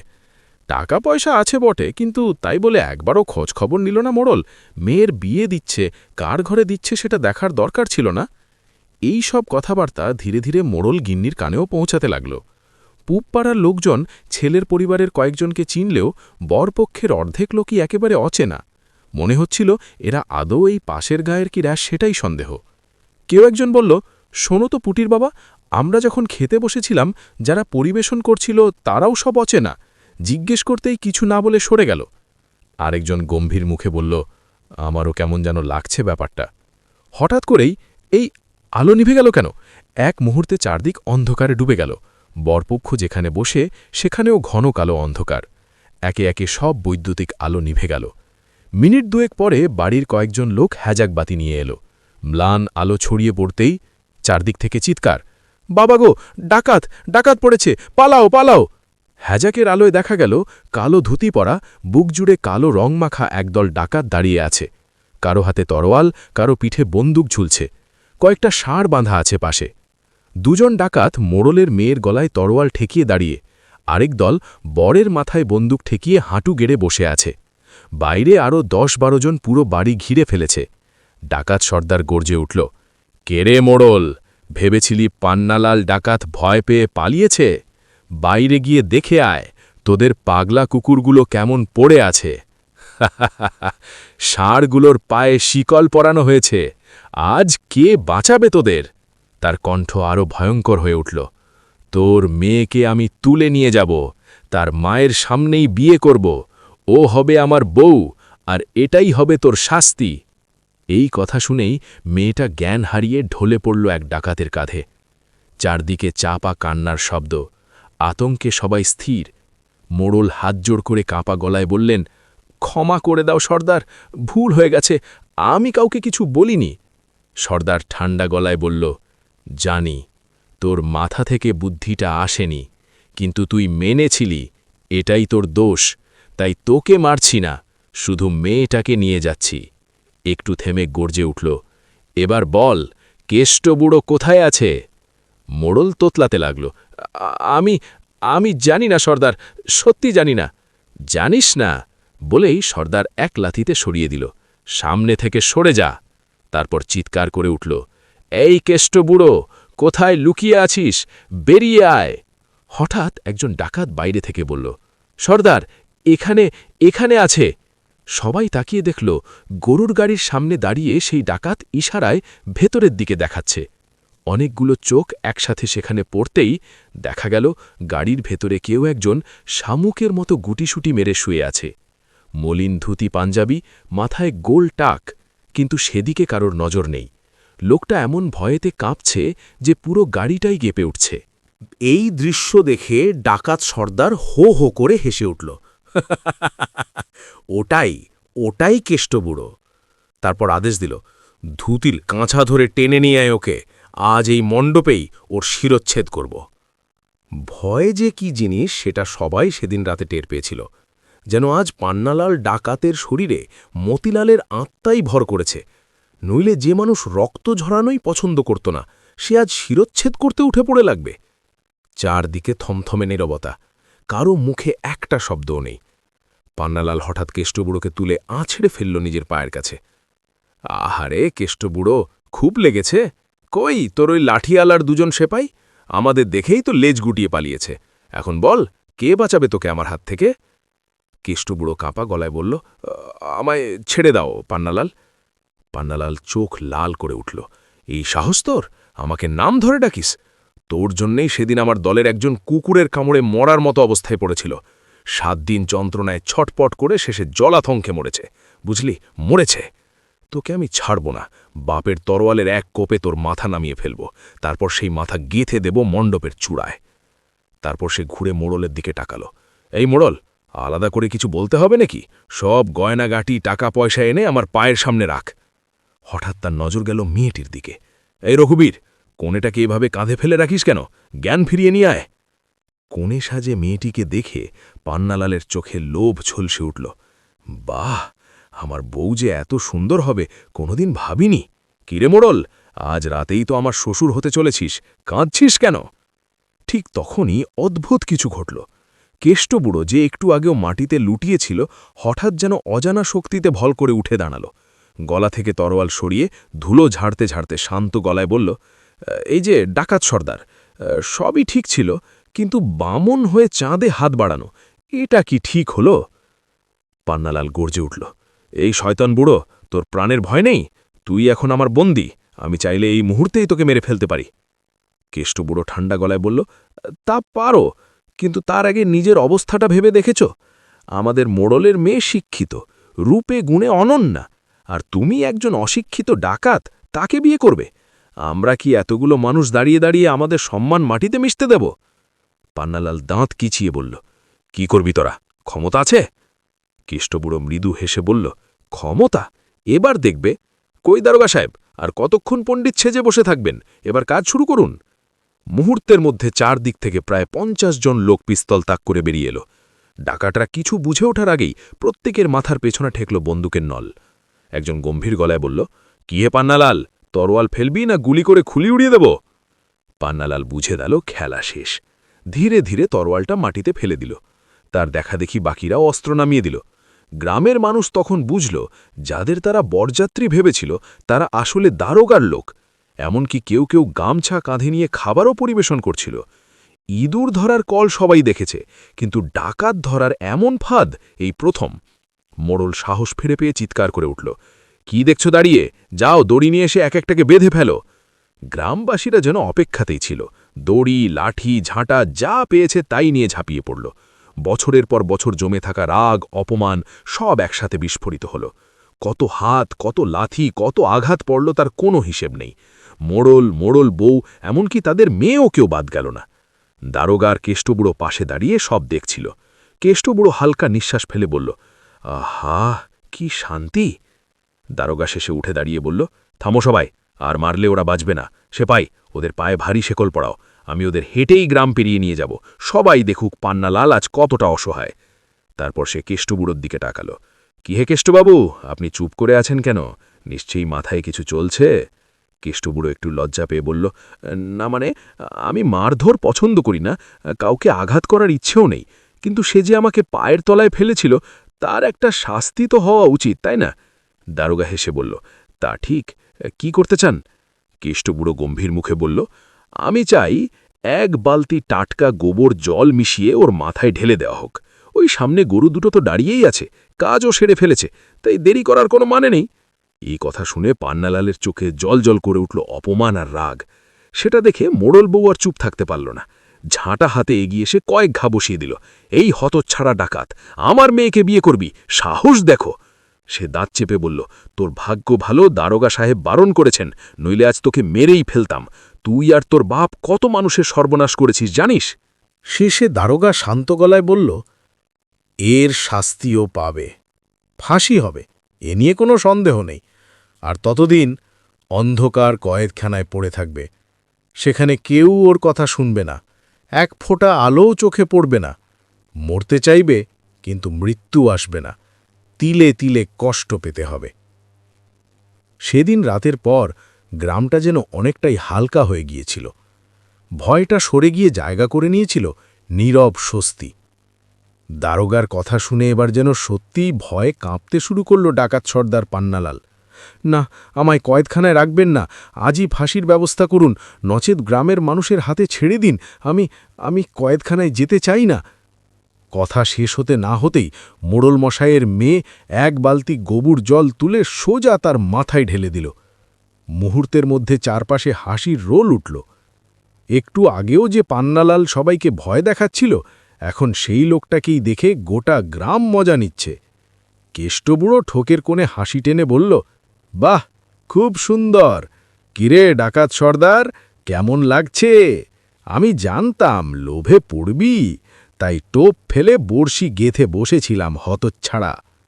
সে আবার সবার দিকে তাকিয়ে বলল, আর এই যে বিবাহ অনুষ্ঠান দেখছ, সবটাই মিথ্যে। হ্যাঁ, তোমরাও শোনো, এখানে মোড়ল মশাইয়ের মেয়ের বিয়ে হচ্ছে না, সবটাই আমার পরিকল্পনা। মোড়ল মশাই আর তার পরিবার দারুণ অভিনয় করেছে, ওদের একটা ধন্যবাদ তো প্রাপ্যই। এই পাজি ডাকাত দলটাকে বাইরে বের করে আনার এর চেয়ে ভালো উপায় আর ছিল না। মোড়ল মশাই এগিয়ে এসে দারোগাকে বললেন, সবটাই মিথ্যে হলেও রান্নাবাড়ি কিন্তু একদম আসল। এত রাতে না খেয়ে যাবেন না, আপনি আর আপনার সেপাইরা খেয়েই যাবেন। দারোগা হেসে মাথা নেড়ে বললেন, কথাটা খারাপ বলেননি, দিনের আলোতে বেরোলে বাকি গ্রামবাসীরাও সবটা দেখতে পাবে, রাতটা এখানেই কাটানো যাক। সেই রাতটা আর কেউ বাড়ি ফেরেনি। বিয়ের নিমন্ত্রণে আসা গ্রামবাসীদের কাছে এই রাত যেন উৎসবের মতো হয়ে উঠল। যে যেভাবে পারছে হাত পা বাঁধা ক্লান্ত ডাকাতদের নিয়ে হাসি ঠাট্টা করছে। একটু আগেও যারা ছিল হিংস্র বাঘের মতো, এখন তারা খাঁচাবন্দি অসহায় জন্তু। না আছে গর্জন, না আছে দাপট, তাই ছোট থেকে বড় কেউই মজা করতে ছাড়ল না। পান্নালাল সব অপমান চুপচাপ গিলে নিল। বাইরে থেকে সে নিশ্চুপ থাকলেও ভেতরে ভেতরে আগুন জ্বলতে লাগল। একসময় সে হার মেনে নিলেও সারা রাতের এই অপমান তাকে শপথ করালো সে আবার ফিরবে। ডাকাত সর্দার পান্নালাল কোনো দিন শেষ হয়ে যাবে না। ভোরের আলো ফুটতেই দারোগা লাথি মেরে আহত ডাকাতদের উঠতে বললেন। একে একে সবাই দাঁড়াতেই সেপাইদের নির্দেশ দিলেন তাদের নিয়ে যেতে। ঠিক তখনই হঠাৎ পান্নালাল মাথা তুলে সবার দিকে তাকিয়ে বলল, এখানেই সব শেষ নয়, আমি আবার ফিরব। হ্যাঁ, ফিরবই, কারো জন্য নয়, শুধু ওই কেষ্টবুড়োর জন্য। কেষ্টবুড়ো হেসে বলল, দারোগা সাহেব, নিয়ে যান ওদের, সারা রাত যা হয়েছে তাতে বোধহয় ভুল বকছে। হঠাৎ চিৎকার করে ঘুম ভাঙল কেষ্টদাদুর। ঘামে ভিজে উঠে বসে হাঁপিয়ে হাঁপিয়ে বললেন, ওরে বাবারে, মেরে ফেলবে, মেরে ফেলবে গো, ও হলি, ও পুলকেশ, ও শিবকেশ, কোথায় তোরা? আমায় বাঁচারে, পান্নালাল তরোয়াল নিয়ে আসছে, আমাকে মারবে। শেষ রাতের ওই চিৎকারে সবাই ছুটে এলো। কি হয়েছে বাবা, কি হয়েছে দাদু, এত রাতে এমন করছেন কেন? সবাই একসাথে প্রশ্ন করতে লাগল। কেষ্টদাদু বিরক্ত হয়ে বললেন, আর প্রশ্ন করিস না, কেউ ওকে ধরে শায়েস্তা করছে না কেন? এই যে বড় খোকা, তুই না ওকালতি করিস, কই গারদে ভরে দে ওই ডাকাতটাকে। বড় ছেলে শান্ত গলায় বলল, বাবা তুমি শান্ত হও, পুরনো কথা ভেবে ভয় পাচ্ছ কেন? শোনো, নতুন করে ডাকাত দলের খবর পাওয়া গেছে ঠিকই, কিন্তু তার সর্দার যে পান্নালাল, এটা কেউ নিশ্চিত করে বলতে পারছে না। আমি খোঁজ নিয়েছি, এমন কেউ নেই যে তাকে নিজের চোখে দেখেছে। সে আরও বলল, যাদের বাড়িতে ডাকাতি হয়েছে তারা শুধু একজন সর্দারকে দেখেছে, সেই থেকেই সবাই নামটা জুড়ে দিয়েছে। তুমি তো বিচক্ষণ মানুষ, তোমার কি মনে হয় পান্নালাল জেল থেকে পালাতে পারবে? তার তো ফাঁসি হওয়ার কথা, এতদিনে হয়ে যাওয়ারই কথা। কেষ্টদাদু ধীরে ধীরে মাথা নাড়লেন। না রে বড় খোকা, আমার মন বলছে ওই সেই পান্নালাল, ওর ওই আগুনের মতো চোখ কিছুতেই ভুলতে পারছি না, ঘুমোতেই দিচ্ছে না আমায়। ছেলে আশ্বাস দিয়ে বলল, ঠিক আছে, সকাল হোক, আমি নিজে গিয়ে খবর নিয়ে আসব। জেলে পান্নালাল আছে কিনা, বেঁচে আছে না মরে গেছে, সব জেলে এসে তোমায় বলবো। বলবি তো? হ্যাঁ বাবা, নিশ্চয়ই বলবো, এখন তুমি একটু শুয়ে পড়ো। তারপর সে ঘুরে বলল, এই হরি, তোকে কতবার বলেছি রাতে বাবার ঘরে থাকবি, তুই আবার চিলে কোঠায় গিয়ে শুতে গেলি কেন? হরি একটু অপ্রস্তুত হয়ে বলল, আমি কি করব বলো দাদু? তুমি তো বলেছিলে নিজের ঘরে গিয়ে শুতে। আমি তো তোমার কথা মতোই ঘুমের ওষুধ খাইয়ে চলে গিয়েছিলাম। বাবা গম্ভীর গলায় বললেন, আমি যতই বলি কয়েকদিন তুই বাবার ঘরেই শুয়ে থাকবি। দিনের বেলায় ছাগল দেখা ছাড়া আর কোথাও যাবি না। বাবার কখন কি দরকার পড়ে এখানেই থাকবি, বুঝলি? এই ছোট। হ্যাঁ দাদা বলো। সকাল হলে একবার মোড়লের বাড়ি যাবি। বলবি কালে কালে ওনারও বয়স কম হলো না, তবু এইভাবে বাবাকে ভয় দেখানো ঠিক হয়নি। ভুলে গেলে চলবে না। আর যা কিছু সুখ সুবিধা চাকর বাকর সবই কিন্তু বাবার বুদ্ধির জন্য। মাথায় যদি একটু বুদ্ধি থাকত তাহলে বুঝতো ডাকাত না ধরা হলে ওনার এই ঠাটবাট অনেক আগেই মাটিতে মিশে যেত। কেষ্টদাদু বিরক্ত হয়ে বললেন, আহা বড় খোকা, এত রাগ করছিস কেন? না রে ছোট খোকা, তোকে কিচ্ছু বলতে হবে না। এই বয়সে এসে পুরনো মানুষদের সঙ্গে মনোমালিন্য হোক আমি চাই না। ঠিক আছে বাবা, তুমি ঘুমানোর চেষ্টা করো। সবাই চলে গেলে হরি মেঝেতে মাদুর পেতে শুয়ে পড়ল। ঘরের আলো নিবল না দেখে কেষ্টদাদু একটু বিরক্ত হলেন। এই যে দাদু, চুপচাপ শুয়ে থাকো, হরি বলল। তোমার জন্য দাদাবাবু কত কথা শুনল। লাইট বন্ধ করলেই তো তুমি চিৎকার করে উঠে বসবে, মেরে ফেললো মেরে ফেললো। হরি হেসে বলল, ওহ দাদু, এত মরার ভয় কেন? কেষ্টদাদু ধমক দিয়ে বললেন, হলি তুই চুপ করবি? হরি হেসে বলল, এই ঘরে হলি বলে কেউ নেই দাদু। কেষ্টদাদু ক্লান্ত গলায় বললেন, আমার একটু ঘুমোতে দে বাপ। আচ্ছা আচ্ছা ঘুমাও, কিছু দরকার হলে ডাকবে, আমি তো মেঝেতেই আছি। সেদিনই শেষ রাতটা আর কোনো ঝামেলা ছাড়াই কেটে গেল। ভোর হতেই হরি ঘুম ভেঙে উঠে পড়ল। ছাগলগুলোকে দুধ দোয়াতে হবে, পরিষ্কার করতে হবে। রাম আর শ্যামকে খাওয়ানোর পরই সে দাদুর কাছে ফিরবে। একবার গিয়ে দেখে এলো কেষ্টদাদু গভীর ঘুমে, মুখ হা করে নাক ডাকছে। হরি মনে মনে হাসল, ইস, আর কটা দাঁত আছে, পিছনেরগুলো তো বুঝি খুব তাড়াতাড়ি বিদায় নেবে। সব পড়ে গেলে দাদু আমাকে তখন কি নামে ডাকবে? চুপচাপ কাঁধে গামছা নিয়ে সে উঠোনে নেমে এলো। ঠিক তখনই দোতলার জানালা থেকে বড় দাদাবাবু ডাকলেন, এই হরি, বাবা রাতে আর কিছু বলেছিল? না দাদাবাবু, এখনও গভীর ঘুমে। থাক ঘুমোক, ঘুমোলে সব ঠিক হয়ে যাবে। হরি একটু ইতস্তত করে বলল, দাদাবাবু, যদি দাদুর কথাই সত্যি হয়? বড় দাদাবাবু কড়া গলায় বললেন, তুই নিজের কাজে যা, এত ভাবার দরকার নেই। হরি বিড়বিড় করে বলল, আমি কেন ভাবব? ভাববেন তো আপনি। আপনিও কম শয়তান নন। ভদ্র ডাকাত বললেই হয়। ভালো মানুষকে ফাঁসিয়ে শয়তানকে বাঁচানো, এই তো কাজ। কি বলছিস হরি? না দাদাবাবু, কিছু না। তাহলে দাঁড়িয়ে আছিস কেন? যা, নিজের কাজে যা। সময়ের সঙ্গে সঙ্গে চারদিক আলোয় ভরে উঠল। হরি সব কাজ সেরে এসে দাদুর পাশে বসল। দু একটা কথা বলতেই বাইরে থেকে মোড়লের হাঁকডাক শোনা গেল। হরি হেসে বলল, দাদু, এই তো এলো তোমার পরম বন্ধু। কেষ্টদাদু বললেন, যা মোড়লতে ভেতরে নিয়ে আয়। মোড়ল ভেতরে এসে কেষ্টদাদুর দিকে তাকিয়ে যেন একটু স্বস্তির নিঃশ্বাস ফেললেন। বাবারে বাবা, কাল রাতে তো এক ফোঁটা ঘুম হয়নি। কি কাণ্ডটাই না করলে তুমি! আমি তো ভেবেছিলাম এই বুঝি। যাগে, এখন বলো কেমন আছো? কেষ্টদাদু হালকা হেসে বললেন, ভালো মন্দ মিলিয়েই আছি। ভেবেছিলাম এবার বোধহয় ওপারেই চলে যাব, কিন্তু ভগবান তো ডাকলেন না। যমদূত বোধহয় পথ ভুলে অন্য কাউকে তুলে নিয়ে গেছে। মোড়ল হেসে বললেন, ধুর, তোমার সব উল্টোপাল্টা কথা। এখনও তোমার যাওয়ার বয়স হয়নি। আর সেই ডাকাত, সে যে সত্যি সেই আগের লোক, তার তো কোনো প্রমাণও নেই। কেষ্টদাদু কপাল কুঁচকে বললেন, তাহলে কাল আমাকে সেসব বললে কেন? মোড়ল একটু হেসে বললেন, আরে পরে তো বলেছিলাম, মজা করছিলাম। তখন তোমার শরীর খারাপ ছিল, হয়তো শুনতে পাওনি। আসলে বুঝতে পারছি ওই পান্নালাল নামটা তোমার মনে ভয় ঢুকিয়ে দিয়েছে। এই নাম শুনেই কেষ্টমানু কেঁপে উঠলেন। ওই নাম মুখেও আনো না, শরীরটা কেমন ঠান্ডা হয়ে যায়। যতক্ষণ না বড় খোকা খবর এনে দিচ্ছে, ততক্ষণ আমার শান্তি নেই। মোড়ল জিজ্ঞেস করলেন, পুলকেশ খবর নিতে গেছে? হ্যাঁ, ও ছাড়া আর কে যাবে? তুমি তো রাজা হয়ে বসে আছো, একটা কাজও করতে ইচ্ছে করে না। মোড়ল হেসে বললেন, এভাবে বলো না কেষ্ট। ওদিকে দোকান খুলে বসতেই কেষ্টদাদুর ছোট ছেলের বেচাকেনা একেবারে লাটে উঠল। ধূপ ধুনো জেলে খদ্দেরের অপেক্ষা নয়, বরং চার দিক থেকে লোকজন মাছির মতো ভন ভন করে ঘিরে ধরেছে। ভন ভন ভন, একই প্রশ্ন বারবার। সে বিরক্ত হয়ে চিৎকার করে উঠল, আমি কি তোমাদের প্রশ্নের উত্তর দেওয়ার জন্য দোকান খুলেছি? সকালবেলা কাজকর্ম নেই, বাপের নামে পিণ্ডি চটকাতে চলে এসেছ। যাও সবাই বাড়ি যাও। বাবা এখনো বেঁচে আছে, মরেনি। যা জানার ওর কাছেই গিয়ে জেনে এসো। একজন বলল, তুমি তো খুব তাড়াতাড়ি রেগে যাও। কেষ্টখুড়ো আমাদের গ্রামের শ্রদ্ধেয় মানুষ, তার ভালোমন্দ জানতে চাইব না? ছোট ছেলে তিরস্কারের সুরে বলল, এই যে দিলীপ জ্যাঠা, আপনার বয়স তো কম হল না? এতটুকু বুদ্ধি নেই? কারোর শরীরের খবর নিতে হলে বাড়িতে যেতে হয়। এই তো আমাদের বাড়ি, হাঁটলেই পৌঁছে যাবেন, নাকি হাঁটলেই বাতের ব্যথা বেড়ে যাবে? সে একটু থেমে আবার কটাক্ষ করল, অবশ্য যাবেন কি করে? দুদিন আগেই তো বাবার সঙ্গে ঝগড়া করেছেন। আপনার নাতি বাবার গামছা নিয়ে মজা করছিল, সেই নিয়ে বাবা গিয়ে আপনাদের ভালোই শুনিয়ে এসেছেন, তাই না?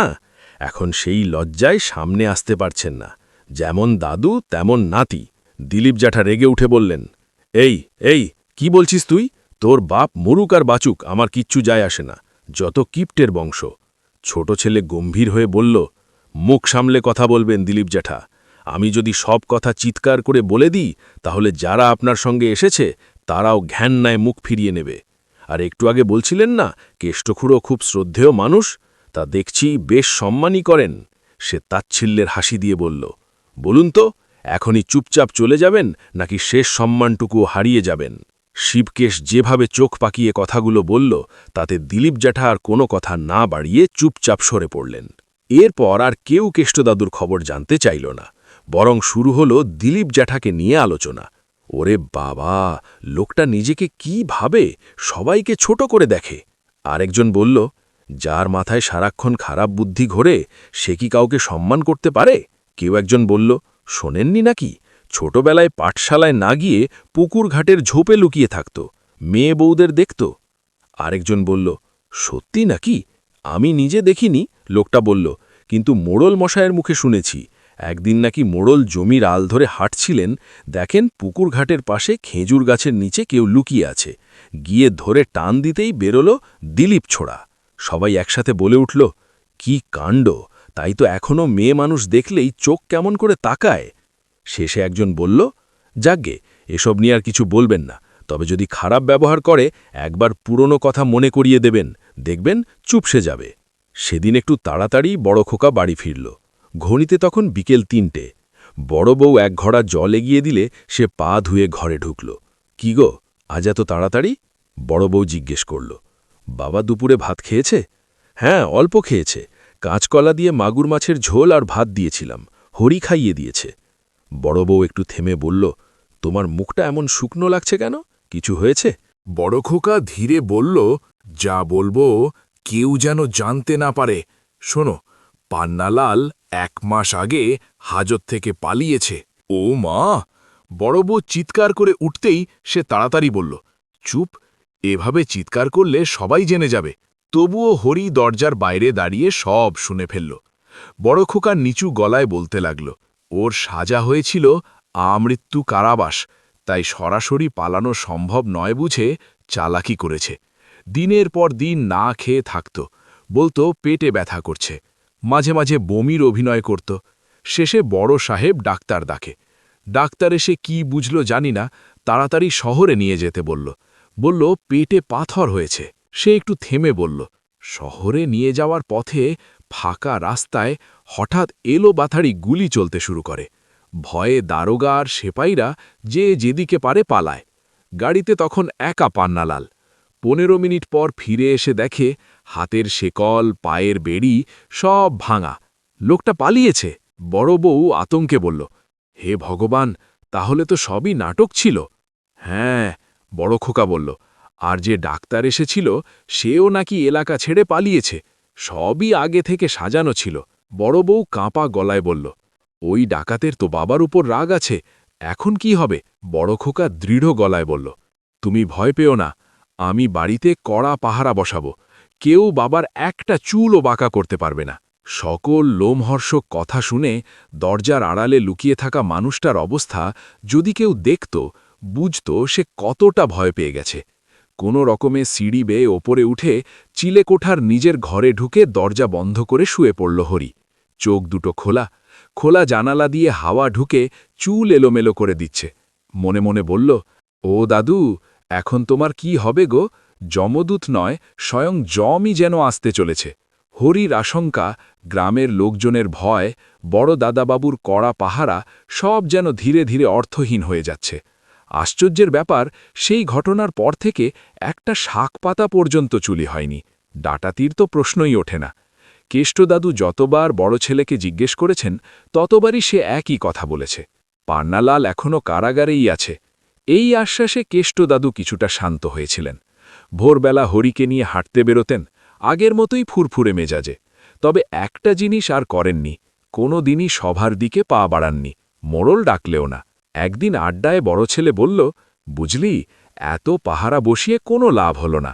আরেকজন বলল, ঠিকই তো, মাস গেলে টাকা দিতে হচ্ছে, দুবেলা খাওয়াতে হচ্ছে, কিন্তু কাজের কাজ কিছুই নেই। তাহলে সরিয়ে দিই না? 3 মাস হয়ে গেল, যদি ডাকাত থাকত কোথাও না কোথাও খবর পাওয়া যেতই। বড় ছেলে একটু চিন্তিত গলায় বলল, কিন্তু হঠাৎ করে সরিয়ে দিলে যদি কিছু হয়ে যায়? সে আবার কি কথা? ডাকাতরা সব ছেড়ে আমাদের বাড়িতেই আসবে কেন? একজন ছিল, সে তো জেলেই আছে, ভয় পাওয়ার কিছু নেই। এই কথায় বড় ছেলে চুপ করে গেল, কারণ আসল সত্যিটা সে আর তার স্ত্রী ছাড়া কেউ জানে না। সে শেষে বলল, দেখি এই মাসটা যাক, তারপর আর পাহারা রাখার দরকার নেই। এই হরি, আমার রাম শ্যাম ঠিক আছে তো? কেষ্টদাদু জিজ্ঞেস করলেন। হ্যাঁ দাদু, ভালোই আছে। হরি একটু থেমে বলল, দাদু, আষাঢ় মাস এসে গেল, পাঁচিলগুলো মেরামত করানো উচিত না? কেষ্টদাদু হেসে বললেন, আমি নিজে ঠুকে দেখেছি, এই বর্ষা ঠিক সামলে নেবে। দুর্গাপুজোটা যাক, তারপর ঠিক করে বানাবো। হরি দ্বিধায় বলল, দাদু, তোমার কোনো সন্দেহ হয় না? কিসের সন্দেহ? ওই যে ডাকাত দল হঠাৎ করে উধাও হয়ে গেল। কেষ্টদাদু হেসে বললেন, সন্দেহ করার কি আছে? নতুন নতুন ডাকাত, মানুষ এখন সচেতন হয়েছে, সবাই ঘরে লাঠি রাখে, অনেকেই কুকুর পোষে, ভয় পায় না কেউ, তাই ওরা পালিয়েছে। বেশি দিন এভাবে চলবে না। গ্রাম যখন জেগে উঠেছে, ওদের টিকতে দেরি নেই। হরি নিচু গলায় বলল, হ্যাঁ, তুমি তো সবই জানো। এই, আবার মিনমিন করে কি বলছো? যা বলবি জোরে বল। না না, কিছু না, আমি চললাম, অনেক কাজ আছে। কিন্তু হরির মন একেবারেই শান্ত হল না। তার মনে হচ্ছিল কোথাও যেন একটা বড় গলদ আছে। গ্রামের লোক যা ভাবছে সেটা পুরো সত্যি নাও হতে পারে। আগেও তো পান্নালাল এভাবেই লুকিয়েছিল, চোখের সামনে থেকেও ধরা পড়েনি। আর সেই সময় মোড়লের মেয়ের মিথ্যে বিয়ের রাতে এই কেষ্টদাদুই তো নিজের বুদ্ধিতে তাকে ফাঁদে ফেলেছিলেন। কিন্তু এখন বয়স হয়েছে, মন দুর্বল হয়েছে। যদি সত্যিটা জানতে পারেন যে পান্নালাল জেল থেকে পালিয়েছে, তাহলে সেই ভয়েই হয়তো ভেঙে পড়বেন। অনেক ভেবে হরি ঠিক করল, শেষবারের মতো সত্যিটা জানতেই হবে। সে সরাসরি মোড়লের বাড়িতে গিয়ে হাজির হল। না রে হরি, মোড়ল বললেন, তুই ভুল শুনেছিস, পান্নালাল তো অনেক আগেই মরে গেছে। এতদিন কেউ অন্ধকার কারাগারে বাঁচতে পারে নাকি? হরি অবাক হয়ে বলল, কিন্তু বড় দাদাবাবু তো বলেছে সে জেল থেকে পালিয়েছে, আপনি বলছেন মরে গেছে, আবার আশেপাশের গ্রামের লোক বলছে ডাকাত দলের মধ্যে নাকি নিজে পান্নালালকে দেখেছে। আসলটা কোনটা বলুন তো? মোড়ল একটু বিরক্ত হয়ে বললেন, দেখ, তুই বড় নাছোড়বন্দা ছেলে, ওই বদমাস্টার কথা ভেবে কি হবে? আমি যা বলছি সেটাই সত্যি। পুলকেশের কথা বিশ্বাস করিস না, ও বড় ধূর্ত। কোথা থেকে কি শুনে এসে বউয়ের কানে লাগিয়েছে, তারপর আবার লোক দেখানো পাহারা বসিয়েছে, বাপের প্রতি দরদ দেখাচ্ছে। হরি একটু থেমে সরাসরি জিজ্ঞেস করল, আপনি মোড়ল মশাই বড় দাদাবাবুকে একদম সহ্য করতে পারেন না, তাই না? মোড়ল তেড়ে উঠে বললেন, এই বেটা, শুধু আমি কেন, গায়ের লোকেদের জিজ্ঞেস কর কেউ ওকে সহ্য করতে পারে কিনা। দাগি আসামিদের সাজা মকুব করায়, হাজতের লোকজনকে ছাড়িয়ে আনে, এমন অমানুষ। তবুও যে এখনও গায়ে থাকতে পারছে, সেটা শুধু আমার জন্য। কেষ্ট আমার খুব কাছের মানুষ, তার মুখের দিকে তাকিয়ে সব দেখে না দেখার ভান করি। মোড়লের কথা শুনে হরি একটু শয়তানি ভরা হাসি হেসে বলল, একগে মোড়ল মশাই, এই কথাগুলো কিন্তু আরেকজনও বলেন জানেন। কে? এই বড় দাদাবাবুই। যা, দূর হবে এখান থেকে। হরি হেসে দৌড়ে সেখান থেকে বেরিয়ে গেল। মনে মনে বলল, ধুর, চুনি পান্না যাই হোক না কেন, যদি সত্যিই দাদুর ক্ষতি করতে আসে, রামশ্যামকে ছেড়ে দেব, ওদের শিং দেখেই পালাবে সবাই। একমাত্র হরি এতদিন ডাকাত দলের কথা ভেবে চিন্তিত ছিল, কিন্তু সেও যখন পান্নালালের কথা মাথা থেকে সরিয়ে দিল, তখন আর কারো চিন্তার কারণ রইল না, না ডাকাত না পাহারা। আষাঢ় মাসের 15 তারিখ, বিকেল থেকেই আকাশ কালো হয়ে আছে, মেঘগুলো দৌড়াচ্ছে একদিক থেকে আরেক দিকে। কেষ্টদাদু জানলার ধারে দাঁড়িয়ে বিড়বিড় করে বলছিলেন, আহা, এই বর্ষার সব ভালো, কিন্তু ধুতি গামছা শুকোতে যে কি কষ্ট। আগেরবার ওই বজ্জাত হলেই উনুনে শুকোতে গিয়ে পুড়িয়ে দিয়েছিল। না না, এবার নিজেই রান্নাঘরে ঢুকে শুকোবো, ওই ছেলের ভরসা নেই। হঠাৎ পেছন থেকে চিৎকার। ও দাদু! কেষ্ট দাদু চমকে উঠে বললেন, বাবারে, এভাবে কেউ ডাকে নাকি? আর একটু হলেই ভিমড়ি খেয়ে মরতাম। হরি হেসে বলল, দাদু, তুমি না সবেতেই ভয় পাও। তা বলো তো জানলার ধারে দাঁড়িয়ে কি ভাবছ? কিছু না। শোন, এক কাপ চা করে আনবি? চা? এখন সকাল 11টা, আর আমার তো অনেক কাজ। ছাগল ঘরের টিনগুলো ফুটো হয়ে গেছে, প্লাস্টিক দিতে হবে। কেষ্টদাদু গম্ভীর হয়ে বললেন, টাকা দেব কি করে? কালই তোকে কড়কড়ে টাকা দিলাম। মাসের এই সময়টা এলেই যত বিপদ। যদি তুই বেতনটা না নিতিস তাহলে প্লাস্টিক এনে দিতাম। হরি ঠোঁট বাঁকিয়ে বলল, বাহ, যেন মাগনা টাকা দিচ্ছ। তোমার মতো কিপটে মানুষ দেখিনি। যাও যাও, এখান থেকে যাও। আমি রান্নাঘরে বলে দিচ্ছি, ফুচকে এসে চা দিয়ে যাবে। দাদু, এই নাও তোমার চা। কে? ও ফুচকে। আয় দাদা, বস বস।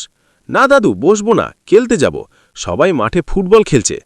ফুটবলের কথা শুনেই কেষ্টদাদুর চোখে যেন পুরনো দিনের ছবি ভেসে উঠল।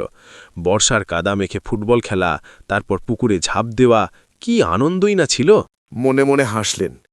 মা লাঠি নিয়ে এসে বলতো, ওরে কেষ্ট, উঠে আয়, না হলে পিঠে ভাঙবো। আমি বলতাম, আগে লাঠিটা জলে ফেলো, তারপর উঠব।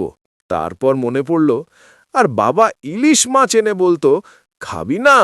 ইলিশের কথা মনে পড়তেই কেষ্টদাদুর মুখ দিয়ে লালা গড়িয়ে চায়ের কাপে পড়ল। ফুচকি অবাক হয়ে বলল, এই দাদু, চায়ের জন্য কেউ এত লোভ করে নাকি? আমরা তো তেঁতুল খেতে গিয়ে এমন করি। কেষ্টদাদু একটু লজ্জা পেয়ে বললেন, ওরে না না, আমি অন্য কিছু ভাবছিলাম। যা, খেলতে যা, সাবধানে খেলবি, হাত পা যেন না লাগে। আর বৃষ্টি নামলে কিন্তু খেলবি না। ঠিক আছে দাদু, বৃষ্টি পড়লেই দৌড়ে চলে আসব। আষাঢ় পেরিয়ে ভরা শ্রাবণ, টানা বৃষ্টিতে পুকুর ডোবা সব জল ভরা। উঠোনে মোটা মোটা ব্যাং ডেকে যায়, গ্যাং গ্যাং, সকাল বিকেল। কিন্তু এই কদিন কেষ্টদাদু কেমন যেন চুপচাপ হয়ে গেছেন। পুরনো নড়বড়ে চেয়ারটা টেনে জানালার পাশে বসে এক মনে বৃষ্টি দেখেন।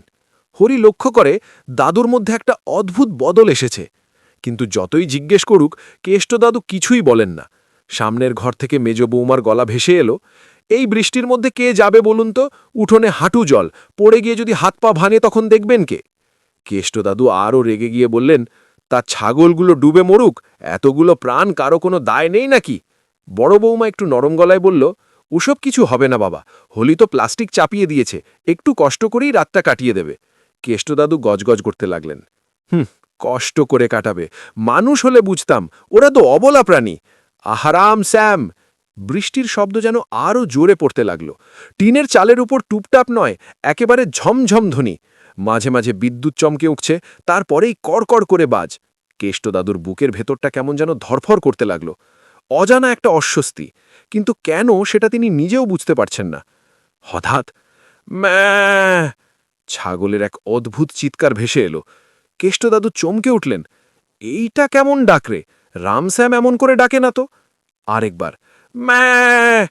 এবার ডাকের মধ্যে স্পষ্ট আতঙ্ক। কেষ্টদাদু আর থাকতে পারলেন না। লাঠিটা হাতে নিয়ে কাঁপতে কাঁপতে বারান্দা পর্যন্ত এগোলেন। বাইরে অন্ধকার, বৃষ্টি আর ঝোড়ো হাওয়ায় কিছুই ঠিকমতো দেখা যাচ্ছে না। ঠিক তখনই বিদ্যুৎ চমকালো। এক মুহূর্তের জন্য গোটা উঠোন আলোকিত হয়ে উঠল। আর সেই আলোর ঝলকানিতে কেষ্টদাদুর চোখ যেন স্থির হয়ে গেল। ছাগল ঘরের পাশে একটা লম্বা কালো ছায়া দাঁড়িয়ে, মানুষের মতো, কিন্তু ঠিক মানুষ নয়। হাতটা যেন অস্বাভাবিক লম্বা, আর মাথাটা একটু কাত হয়ে আছে। কেষ্টদাদুর গলা শুকিয়ে গেল, ঠোঁট কাঁপতে লাগল। কে কে ওখানে? কোনো উত্তর নেই, শুধু বৃষ্টির শব্দ। আর হঠাৎ ছায়াটা ধীরে ধীরে নড়ল। এক পা, দুই পা, ছাগল ঘরের দিকে এগিয়ে গেল। ভেতর থেকে ছাগলগুলোর আর্ত চিৎকার শোনা যেতে লাগল। কেষ্টদাদুর বুকের ভেতর ধরফরানি বেড়ে গেল। মনে হল যেন বহুদিনের চাপা ভয় হঠাৎ বাস্তব হয়ে সামনে দাঁড়িয়ে। তার কাপা ঠোঁট থেকে ফিসফিস করে বেরোল, না, এটা মানুষ না, এটা এটা তাহলে। হঠাৎ একটা বজ্রপাত, আর সেই সঙ্গে একটা কর্কশ ভারী গলা ভেসে এলো অন্ধকার চিরে। কেষ্ট, আমি ফিরে এসেছি। কেষ্টদাদুর হাত থেকে লাঠি পড়ে গেল, চোখ দুটো বিস্ফারিত। পান্নালাল! বৃষ্টি আরও জোরে নামতে লাগল, আর অন্ধকারের মধ্যে সেই ছায়াটা ধীরে ধীরে ঘুরে দাঁড়াল। সামনের ঘর থেকে মেজ বৌমার বিরক্ত গলা ভেসে এলো, এই বৃষ্টির মধ্যে কে যাবে বলুন তো? উঠোনে হাঁটু জল, পড়ে গেলে তখন কে দেখবে? কেষ্টদাদু দাঁতে চাপ চেপে বললেন, তা বলে ছাগলগুলো ডুবে মরবে? ওরাও তো প্রাণ। রামশ্যাম আমার নিজের ছেলের মতো। কথা বললেও গলায় সেই আগের জোরটা নেই। বয়স মানুষকে শুধু দুর্বলই করে না, ভেতরটাও নরম করে দেয়। বড়া বৌমা একটু শান্ত গলায় বলল, হোলি তো প্লাস্টিক চাপিয়ে দিয়েছে বাবা, কিছু হবে না। কেষ্টদাদু আর কিছু বললেন না, শুধু জানালার ধারে গিয়ে বসে পড়লেন। বাইরে তখন ঝড় বৃষ্টি একসাথে নেমেছে। টিনের চালের উপর বৃষ্টির শব্দ, ঝমঝম ঝমঝম। মাঝে মাঝে বিদ্যুতের আলোয় গোটা উঠোন 1 সেকেন্ডের জন্য ভেসে উঠছে, তারপর আবার অন্ধকার। এই অন্ধকারটাই যেন কেষ্টদাদুকে কুরে কুরে খাচ্ছে। হঠাৎ ম্যা ম্যা ছাগলের চিৎকার। কেষ্টদাদুর বুক ধক করে উঠল। এই ডাকটা স্বাভাবিক না, এই ডাক ভয় পেলে দেয়। তিনি ধীরে ধীরে উঠে দাঁড়ালেন। হাত কাঁপছে, তবু লাঠিটা তুলে নিলেন। নিজেকে বোঝালেন, কিছু না। বৃষ্টি ঝড়ে ভয় পেয়েছে, কিন্তু মন মানল না। বারান্দা পর্যন্ত গিয়ে দাঁড়াতেই আরেকবার বিদ্যুৎ চমকাল। এক ঝলক আলো, আর সেই আলোয় ছাগল ঘরের পাশে একটা ছায়া, স্থির, অস্বাভাবিক লম্বা, মানুষের মতো, কিন্তু যেন ঠিক মানুষ না। কেষ্টদাদুর গলা শুকিয়ে গেল। কে কে ওখানে? কোনো উত্তর নেই, শুধু বৃষ্টির শব্দ। ছায়াটা নড়ল, ধীরে, খুব ধীরে। ছাগল ঘরের দিকে এগিয়ে গেল। ভেতর থেকে ছাগলগুলোর আতঙ্কিত চিৎকার। এইবার কেষ্টবাদুর মাথায় যেন একটা পুরনো স্মৃতি ঝলকে উঠল। পান্নালাল? না না, সে তো জেলে। নাকি? হঠাৎ অন্ধকারের ভেতর থেকে গলা ভেসে এলো, গভীর, কর্কশ, ঠান্ডা। কেষ্ট, ভয় পাচ্ছিস কেন? কেষ্টদাদুর পা কাঁপতে লাগল, ঠোঁট শুকিয়ে সাদা। কে কে তুই? একটা বিদ্যুৎ চমকালো, আর সেই আলোয় মুখটা স্পষ্ট হল। ভেজা চুল মুখে লেগে আছে, চোখ দুটো জ্বলছে, একটা বিকৃত হাসি ঠোঁটে। এত তাড়াতাড়ি ভুলে গেলি? আমি পান্নালাল। কেষ্টদাদুর হাত থেকে লাঠি পড়ে গেল। না, এটা হতে পারে না। তুই তো পান্নালাল এগিয়ে এলো। বৃষ্টির মধ্যে তার গলা আরো ভারী শোনাচ্ছে। মরে গেছি তাই তো। মরিনি কেষ্ট, বেঁচে আছি, আর আজ হিসেব মিটবে। কেষ্টদাদুর চোখে ভয়, কিন্তু তার থেকেও বেশি কিছু, অপরাধবোধ। তিনি ফিসফিস করে বললেন, আমি তোকে ধরিয়ে দিইনি, আমি কিছু করিনি। পান্নালাল থেমে গেল, তারপর হেসে উঠল। করিসনি? তোর ছেলের কাছে খবরটা কে দিয়েছিল? কে বলেছিল আমি ওই খালে লুকিয়ে আছি? কেষ্টদাদুর চোখে জল চলে এলো। আমি ভয় পেয়েছিলাম। বৃষ্টির শব্দ যেন আরও জোরে পড়তে লাগল। পান্নালাল ধীরে ধীরে বলল, আমি তোকে মারতে আসিনি কেষ্ট। একটু থামল।